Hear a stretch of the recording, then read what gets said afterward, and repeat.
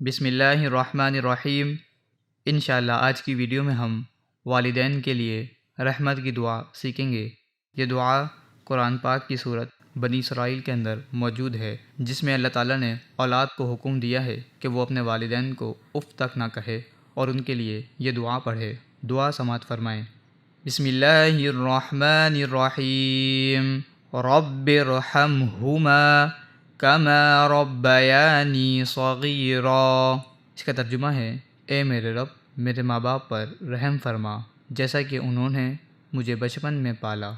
کوشش کریں کہ اس دعا کو زبانی یاد کر لیں اور اپنے والدین کے حق میں اللہ تعالیٰ سے یہ دعا مانگتے رہیں، کیونکہ ہر شخص پر اس کے والدین کے بے شمار احسانات ہوتے ہیں۔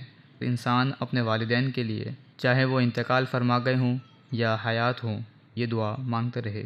انشاءاللہ اس کی برکت سے ضرور اللہ تعالیٰ ان پر رحمت فرمائے گا۔ اور اگر آج آپ اپنے والدین کے لیے رحمت کی دعائیں مانگتے ہیں تو انشاءاللہ آپ کی اولاد بھی آپ کے لیے اسی طرح دعا کرے گی۔ اللہ تعالیٰ سے دعا ہے کہ اللہ تعالیٰ ہم سب کو عمل کرنے کی توفیق عطا فرمائے۔ آمین۔